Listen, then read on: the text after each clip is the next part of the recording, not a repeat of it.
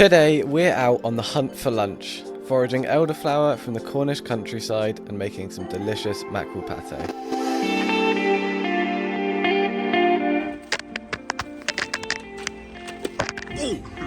Nearly hit my phone up my hand. Good morning. We've just made it down to the mark now. Harry's chucking around a metal. I'm going to stick on some metal and some feathers.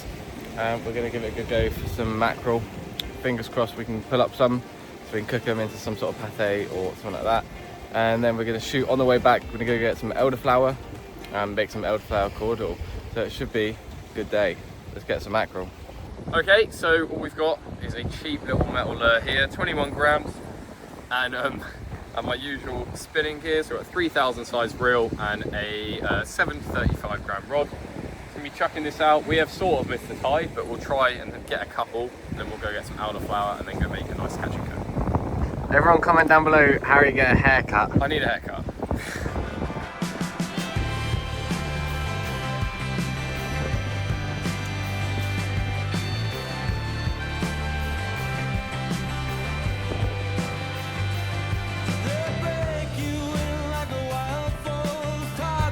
Right, so we've just been up now for the morning, catching some mackerel, or well, not catching some mackerel. And so we're just going to look for the elderflower now, found in hedgerows, sort of scenery like this. So we're going to go take a gander. It's got a very distinct smell, and it's very obvious once we do see it.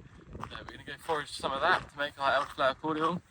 And we've got some mackerel at home from the other day. It's not a problem, we'll use some of those instead, but we thought we'd come out and try and get some for you, make it a bit more authentic. But we do have some mackerel. We've got to pop home, get some ingredients for the elderflower on the way back, but let's have a look, see if we can find some.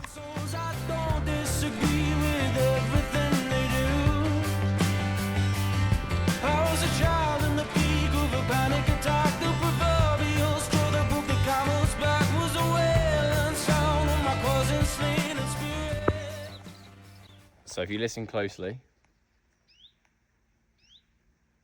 you can hear that bird there. These are all the birds that are coming up. That is a red start, the one we can hear. And you've also got wren, robin and blue tit just around us here. Really cool app just to see what's sort of around us. Right, so what else we got? We've picked up a couple now. We've got a dunnock, and we've got a Eurasian green woodpecker just sat over in that tree over there. You can hear him occasionally, it's managed to pick him up. Up there somewhere. So we're on public right of access land, so that it is legal to harvest this stuff.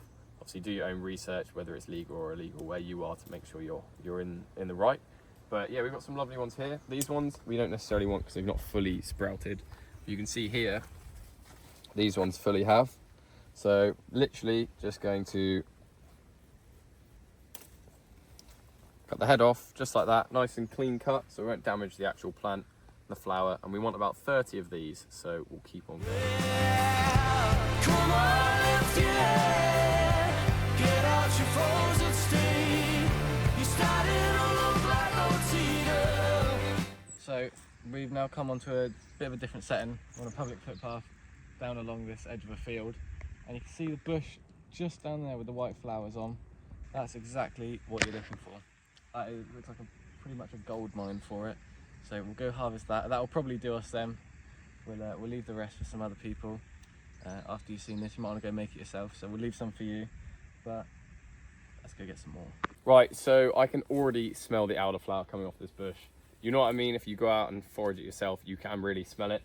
So we'll walk down, and you can see we've got a nice, obviously we're in the middle of nowhere, so there's no fumes or anything like that. These are very fresh, and it just smells incredible. We've got these ones, which obviously you want to let grow. These ones, which have had it. And then these ones, which are perfect. And you can see we've got quite a few here. We won't forage them all off one bush, obviously. But if this doesn't do us, which I'm not sure if it will or not, we'll wander back down. I can see some down there. I can see absolutely tons of them further along as well. So let's do it. Come on, we've been there. Show me your walk on water, and I get a little bit closer to it. So just as we're walking along, we've seen this, what we think is cow parsley. You don't want to mistake this for elderflower, and there is a couple of ways that you can tell the difference, such as the hairy stem and the way the clusters are. The main way to tell is just give it a smell. If it doesn't smell like elderflower, It's not worth the risk, don't pick it. But yeah, so that's one you don't really want to be putting in your cordial. Okay, so when we've been cutting the elderflower, we've actually noticed a lot of these, and it is the time of year for them. You can see here on all of these plants, they are pretty much everywhere. You've got these little balls that look like spit. These are actually called spittlebug nymphs. Obviously it's like the juvenile form of some sort of bug. I'm not 100% sure. I'm sure there's people that are watching this that do know. But yeah, these are spittlebug nymphs. They sort of feed on plant sap. You can see them everywhere. And they use that as a like a moist protection for when they're in their like juvenile phase. But they are everywhere at the moment. They're on the elderflower. We've been very careful to cut the ones that don't have them on, obviously. So these little guys can carry on doing what they're doing. But yeah, you probably see them everywhere. I do. And it's very interesting to sort of learn more about them. If you do enjoy our nature sort of style videos, we love doing this sort of stuff. We just don't film it all the time. But if you do enjoy it, drop a like down below.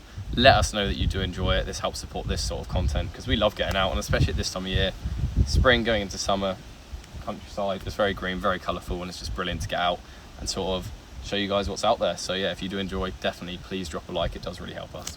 There we go. We've got our bag absolutely full, and they smell incredible. It's got to be one of the best smelling plants in the British countryside, to be honest with you. But we'll get these back. If you do want to do this yourself, do it soon because it's sort of at its peak now, or will be very, very soon. We'll drive back now, and we've got all the ingredients already, so we'll get them ready and we'll get cooking. So we've just made it back to the kitchen. First things first, we're gonna get this big old pot boiling. So we've got 1.5 litres of water just in there. We're gonna bring this up to a boil, and that is gonna accompany the sugar when it starts to boil. 1 kilogram of sugar, 1.5 litres of water. Gonna boil that and then mix that in afterwards. And as soon as it's fully dissolved, we'll move on to the next step. Okay, so while we were out there, we did like get them around while we were out there to try and get rid of bugs. But just to be sure, we're gonna do it now. So we're gonna try and get rid of any excess leaves. I'm gonna shake everything into this bowl. And then we're gonna remove any thick stalks with the scissors and cut those into that bowl. We don't want the thick stalks, they make it more sour and not as nice. So we're going to try and get rid of as many of them as possible, so we're just left with the thin stalks and the actual flowers. So we'll get to that now.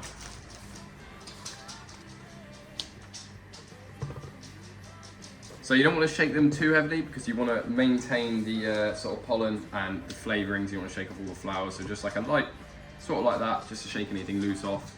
Put them in there and then we'll cut the thick stem off. And just like that, basically. You can see a few bugs, we'll let them go outside in a second. So yeah, we'll carry on now.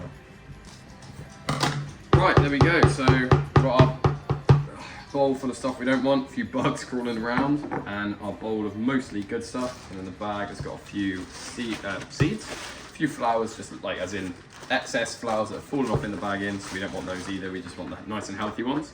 So this is our nice and healthy lot of elderflower. You see we've got quite a lot in there. There's about 30 flowers. It's about right for the recipe we're doing. We've got 1.5 litres of water boiling there and the sugar about to go in. So first of all, we'll add the sugar and we'll go from there. So just gonna stir some of this in.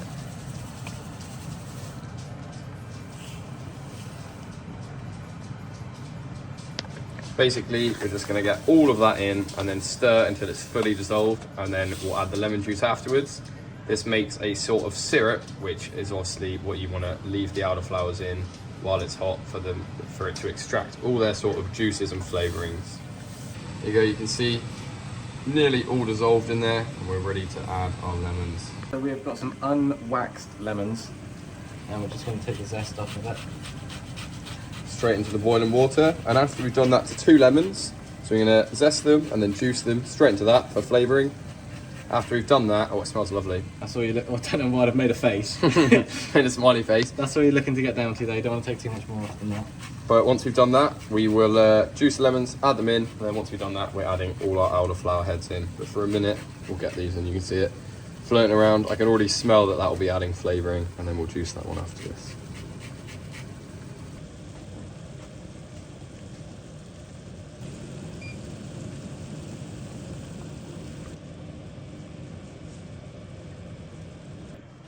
So just turn the heat off while you're putting those in, because you want it to infuse, you don't want it to boil while they're in there. And then we've just moved it to one side as well for now, and it's just going to infuse for as long as we've got. So I'm just going to give the kitchen a bit of a clean up, because it does make a bit of a mess with the sugary water. Look at that, looks lovely. Literally cover that up and leave it for 12 to 24 hours really, because it's the best flavour. You can leave it for longer, you can leave it for shorter. Because we've added a lot of plants, because we don't have loads of time today, we will have it a little bit less than that, but it will fully infuse and it should taste delicious.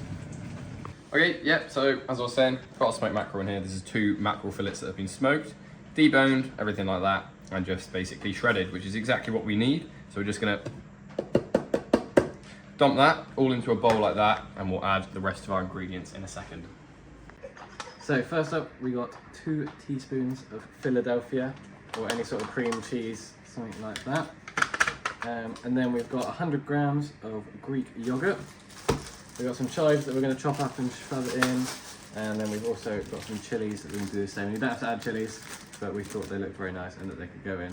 The juice of half a lemon, this is quite a small lemon, so we might just use the whole thing. We'll juice that in as well. And then basically just mix all of that together. So let's do it. 1. That's a bit risky. 2. And a little bit more. 3. Now we're going to do 100 grams of this, so pop it on there. What we at? Get it on, well hopefully 0. Yeah, that way. Oh! Why? What? How did that even happen? I don't even understand. That happened last time or something. Right, 100 grams. I'm just going to pour it in. Go for it. Just going to pour it I'm in. now covered in it, so. Yeah. Right, we're at 0. 104. That'll do. Okay, yeah, so it doesn't actually look the most appetizing at the moment. We still got to blend it up, and we still got to add this little bit in, and these for a bit of flavour, and also just for looks as well. So we'll get him in half. Here you go. We've got half our lemon there. Literally, just going to squeeze as much as I can into the bowl. Being careful that no pips go in or anything that might tarnish the flavour. And some chives as well. Add a little bit more of this because I'm not that good at hand juicing lemons. Not much more. Ooh, where did that go? Oh, there it is. It's okay. That'll do. Nice. Right, there we go. That is all our ingredients mashed together, and we're just going to whack them in here to sort of get a finer paste. You don't have to do that step. You can blend that all with a fork if you want. Oh, there's me. Hello. If you want like a thicker paste, you can literally just have what we did and blend it with a fork, but we want a finer paste. So I'm going to whack it in there and get it blended up on the blender. So we'll get it blended up.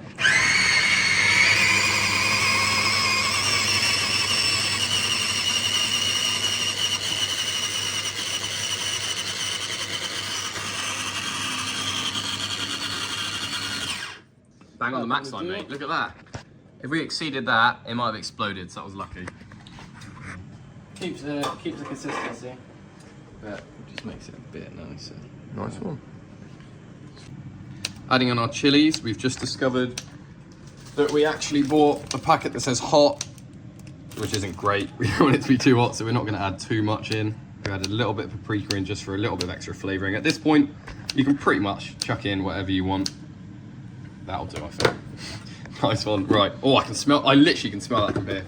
So we're just using this to mix it up. We're not blending anymore.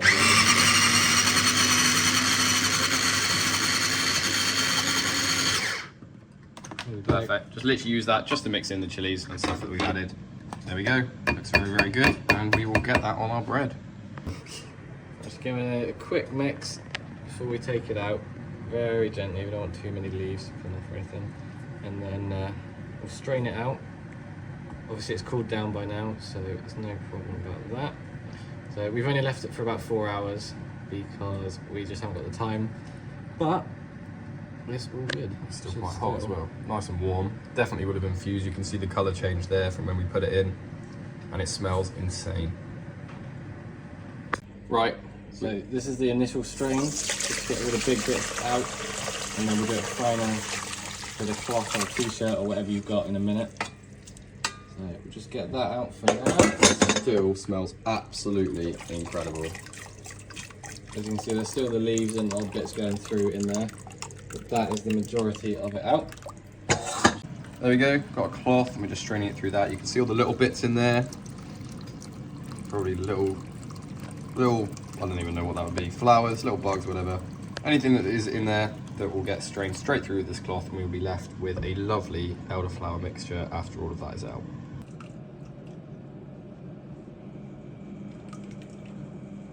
Right, so that's finished straining. You can see just all the flowers and little bugs that have just been left behind. Can't be helped, but that just goes to show what it sort of leaves out. We're left with something that's got absolutely nothing in it, and that looks lovely. Well, right, just gonna grab a little bit of our cordial here. Obviously with shop bought, it's a bit easier to tell the strength. This one, we're just gonna have to sort of put it in and put it with water and sort of try it. You know, a little bit more, and I will test that out. Right, I'll add some water and we'll see how that tastes.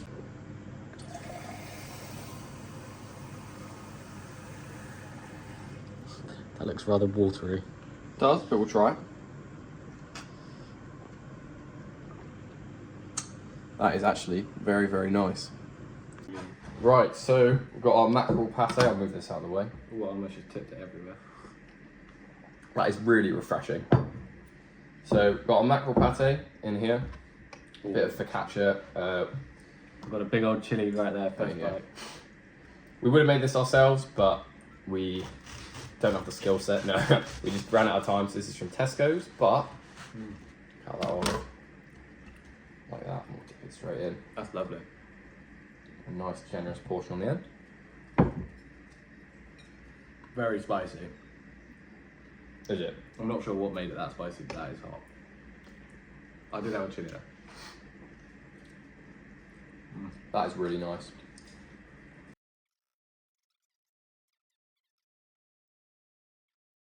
Okay, so there you go. That was you joining us in an attempt to catch some mackerel, but it didn't matter because luckily we had some. Made our own elderflower cordial from freshly foraged elderflower in the Cornish countryside, and then obviously turned the mackerel into an absolutely stunning mackerel pate, and had that with a lovely focaccia loaf. Really, really nice lunch, really simple and honestly really easy to make, and also very inexpensive, which is a big part of it. The mackerel pate, ingredients wise, I don't probably costs about £5 I think, and then the elderflower was literally about £2. All it is just extra sugar really, so there's not too much to that, but it was really, really good. Hopefully this video sort of helps you if you want to go out and make your own. If you do want to make your own elderflower cordial, head out soon because it is the best time of year for it now really. Obviously we showed you how to forage them yourselves in the video, but this was honestly really, really nice. Mackerel pate, absolutely stunning. We'll definitely make this again soon. Hopefully the video helps you make that yourself as well.